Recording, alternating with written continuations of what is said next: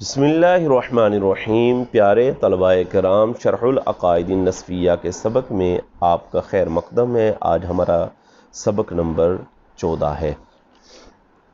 گزشتہ سبق کے اندر ہم اس بات کو بیان کر چکے تھے کہ صوف ستائیہ نے جو اعتراضات کیے تھے ان کا رد شارح رحمۃ اللہ تعالی علیہ نے بیان فرمایا تھا، اور ساتھ یہ بھی بتایا تھا کہ صوف سطح جو ہے یہ کیسے بنا ہے، اصل میں کیا تھا اور اس کا معنی کیا ہے۔ گزشتہ سبق کے اندر ہم یہ سارے باتیں بیان کر چکے ہیں۔ آئیے ہم اگلے سبق کی طرف بڑھتے ہیں۔ اگلے سبق کی طرف بڑھنے سے پہلے ہم عبارت پڑھیں گے، پھر ترجمہ اور اس کا مفہوم ذکر کیا جائے گا۔ فرماتے ہیں وَأَسْبَابُ الْعِلْمِ وَهُوَ صِفَةٌ يَتَجَلَّى بِهَا الْمَذْكُورُ لِمَنْ قَامَتْ هِيَ بِهِ أَيْ يَتَّضِحُ وَيَظْهَرُ مَا يُذْكَرُ وَيُمْكِنُ أَنْ يُعَبَّرَ عَنْهُ مَوْجُودًا كَانَ أَوْ مَعْدُومًا فَيَشْمُلُ إِدْرَاكَ الْحَوَاسِ وَإِدْرَاكَ الْعَقْلِ مِنَ التَّصَوُّرَاتِ وَالتَّصْدِيقَاتِ الْيَقِينِيَّةِ وَغَيْرِ الْيَقِينِيَّةِ۔ یہاں تک پہلے دیکھ لیں۔ متن کا ویسے متن جو ہے وہ یہ ہے کہ اسباب العلم للخلق ثلاثۃ، کہ علم کے اسباب مخلوق کے لیے 3 ہیں۔ علم کے اسباب مخلوق کے لیے کتنے ہیں؟ 3 ہیں۔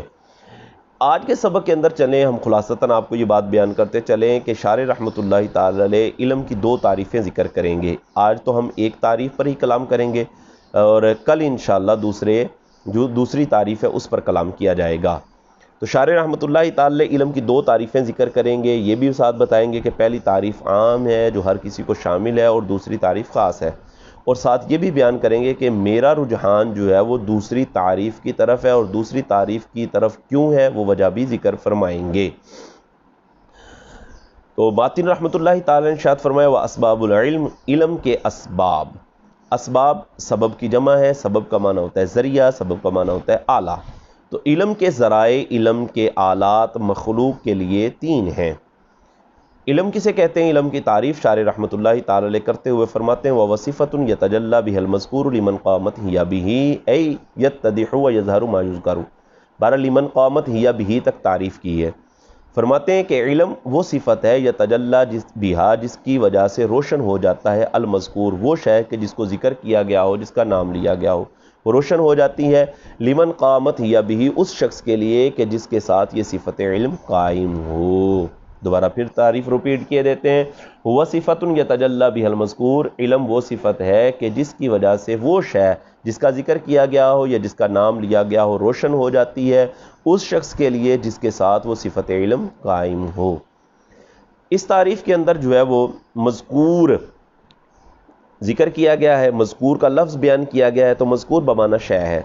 آپ کہیں گے کہ شے ہی کو یہاں پر ذکر کر دیا جاتا، مذکور سے شے کی طرف گئے ہیں تو سیدھا شیء کہہ دیتے ہیں جی، تو مذکور کہہ کے شے مراد لے رہے ہیں۔ تو اس کی وجہ یہ ہے کہ اشاعرہ کے نزدیک شے جو ہے، اشاعرہ کے نزدیک شے کا اطلاق یہ موجود پر حقیقی طور پر ہوتا ہے اور معدوم پر مجازی طور پر ہوتا ہے۔ تو اگر ہم یہاں پر شے بیان کرتے تو ایسے سمجھ لیں کہ معدوم پھر مجازن جو ہے وہ شامل ہوتے، تو تعریف کے اندر مجازی الفاظ کا ذکر نہیں کیا جاتا۔ تو اس وجہ سے شارح رحمۃ اللہ تعالی علیہ نے المذکور کا لفظ ذکر کیا ہے۔ یتجلی کا معنی خود آگے شارح نے بیان فرمایا اے یتضح و یظہر ما یذکر، یعنی واضح ہو جاتا ہے اور ظاہر ہو جاتا ہے وہ کہ جس کا ذکر کیا گیا ہو، وہ شے کہ جس کا ذکر کیا گیا ہو، جس کا نام لیا گیا، وہ شے واضح اور ظاہر ہو جاتی ہے علم کی وجہ سے۔ بات سمجھ آئیے آپ کو؟ یمکن ان یعبر عنہ سے ایک اعتراض ہوتا ہے، اور وہ اعتراض یہ ہوتا ہے کہ حضرت صاحب آپ نے ما یذکر کا لفظ ذکر کیا جی، یا مذکور کا لفظ ذکر کیا ہے، تو معترض اعتراض کرتا ہوا کہتا ہے کہ بہت سی چیزیں ایسی ہوتی ہیں کہ ان کا کوئی ذکر نہیں ہوتا، ان کے نام کا تلفظ نہیں ہوتا جی، محض وہ سوچنے اور نظر و فکر کرنے سے وہ ذہن کے آئینے میں منکشف ہو جاتی ہیں۔ تو جس صفت کی وجہ سے ان غیر مذکور اشیاء کا انکشاف ہوتا ہے، وہ صفت مذکورہ تعریف کی روح سے اگر دیکھا جائے تو وہ علم نہ ہوئی، حالانکہ یہ بھی علم ہے۔ تو تعریف مذکور جامع نہ ہوئی، یعنی ایسی چیز اس سے خارج ہو رہی ہے جو علم ہے، یعنی سوچنے اور نظر و فکر کرنے سے جو شے ذہن کے آئینے میں منکشف ہوئی، یہ بھی تو علم ہے، یہ بھی کیا ہے؟ علم ہے۔ تو آپ کی تعریف کی روح سے اگر دیکھا جائے تو یہ جو ہے وہ علم کی تعریف سے خارج ہو رہی ہے، پتہ چلا آپ کی تعریف جامع نہ رہی۔ تو شارح رحمۃ اللہ تعالی اس اعتراض کا جواب یہ دیتے ہیں کہ یہاں پر ذکر سے مراد ذکر بالفعل نہیں بلکہ ذکر بالقوہ ہے. ذکر بالفعل مراد نہیں بلکہ ذکر بالقوہ مراد ہے. یعنی وہ شے کہ جس کا ذکر کیا جانا ممکن ہو وہ مراد ہے. جس کا ذکر کیا جانا کیا ہے؟ ممکن ہے. جیسے شارح نے اپنے الفاظ کے اندر اس کا جواب دیا، فرماتے ہیں یمکن ان یعبر عنہ. یہاں المذکور سے مراد یہ ہے کہ ممکن ہو اس کو تعبیر کرنا. ضروری نہیں کہ اس کو تعبیر کیا ہی گیا ہو بالفعل، بلکہ یہ ہے کہ اس کو تعبیر کرنا، اس کا ذکر کرنا، اس کا تلفظ کرنا ممکن ہو.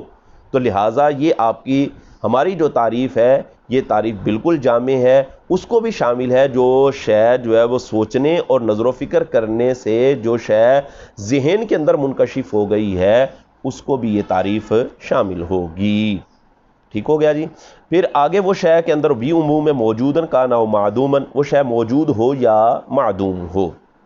اچھا بات یہاں تک سمجھ آ چکی ہوگی. آگے فرماتے ہیں، آگے شارح رحمۃ اللہ علیہ فرماتے ہیں فیشمل ادراک الحواس. تو یہ تعریف جو علم کی بیان کی ہے یہ حواس کے ادراک کو بھی شامل ہے. یہاں پر حواس سے مراد حواس ظاہرہ مراد ہیں، کیونکہ اشاعرہ کے نزدیک حواس باطنہ نہیں ہیں. یعنی اشاعرہ جو ہے وہ حواس باطنہ کو نہیں مانتے، حواس باطنہ کو نہیں مانتے. حواس ظاہرہ سے مراد آپ یہ جانتے ہوں گے کہ حواس ظاہرہ سے مراد حواس خمسہ ہیں. مثلا قوت باصرہ ہے، اس طرح قوت سامعہ ہے، قوت شامہ ہے، قوت ذائقہ ہے، قوت لامسہ ہے. یہ سارے جو ہے وہ حواس ظاہرہ کہلاتے ہیں. اچھا یہ یہاں پر حواس باطنہ مراد نہیں ہے، کیونکہ اشاعرہ حواس باطنہ کو نہیں مانتے. اشاعرہ جو ہے وہ حواس باطنہ میں کیا آتا ہے؟ حواس باطنہ میں حس مشترک ہے، خیال ہے، وہم ہے، اسی طرح قوت متصرفہ ہے، قوت حافظہ ہے. یہ حواس باطنہ ہے. تو یہ حواس باطنہ کو یہاں پر اس کا ذکر نہیں کیا اور اس کو مراد بھی نہیں لیا جاتا. لہذا فرماتے فیشمل ادراک الحواس، یہ تعریف حواس کے ادراک کو شامل ہوگی، و ادراک العقل، اور عقل کے ادراک کو بھی شامل ہوگی. عقل کے ادراک سے کیا مراد ہے؟ کہتے ہیں من التصورات و تصدیقات الیقینیت و غیر الیقینیہ. ادراک عقل سے مراد کیا ہے؟ عقل کا ادراک یعنی تصورات، تصدیقات یقینیہ اور تصدیقات غیر یقینیہ مراد ہیں. تصورات تصور کی جمع ہے. تصور کی کیا تعریف ہوتی ہے؟ ویسے مناطقہ جو ہے وہ جو تصور کی تعریف بیان کرتے ہیں کہ وہ تصور، وہ علم کہ جو حکم سے خالی ہو، وہ علم جو حکم سے خالی ہو. اور اگر اس کی یوں دوسری تعریف بیان کی جائے تو وہ یہ ہوگی کہ وہ ادراک جو نسبت حکمیہ خبریہ کے اذعان سے خالی ہو. وہ ادراک جو نسبت حکمیہ خبریہ کے اذعان سے خالی ہو وہ تصور ہوتا ہے. لہذا یہ تعریف حواس کے ادراک کو بھی شامل ہے اور یہ تعریف عقل کے ادراک یعنی تصورات کو بھی شامل ہوگی، تصدیقات یقینیہ اور تصدیقات غیر یقینیہ کو بھی شامل ہوگی. تصدیقات یقینیہ کیا ہوتی ہیں؟ تصدیقات یقینیہ جس میں نقیض کا احتمال نہ ہو وہ تصدیقات یقینیہ ہیں. اور غیر یقینیہ کی بھی تعریف آپ کو اس سے سمجھ آ چکی ہوگی کہ تصدیقات غیر یقینیہ وہ تصدیقات ہوتی ہیں کہ جن میں نقیض کا احتمال ہوتا ہے. اور تصدیق کسے کہتے ہیں؟ تصدیق کہتے ہیں وہ ادراک جو نسبت حکمیہ خبریہ کے اذعان کے ساتھ ہو. جی یعنی تصدیق وہ ہوتی ہے، مناطقہ جو تعریف کرتے کہ وہ علم کہ جس کے اندر حکم پایا جائے، نسبت حکمیہ جس میں پائی جائے وہ تصدیق ہوتی ہے. پھر وہ نقیض کا احتمال رکھتی ہے یا نہیں رکھتی. اگر نقیض کا احتمال اس میں نہیں ہے تو وہ تصدیقات یقینیہ ہیں، اگر نقیض کا احتمال ہے تو وہ تصدیقات غیر یقینیہ ہیں.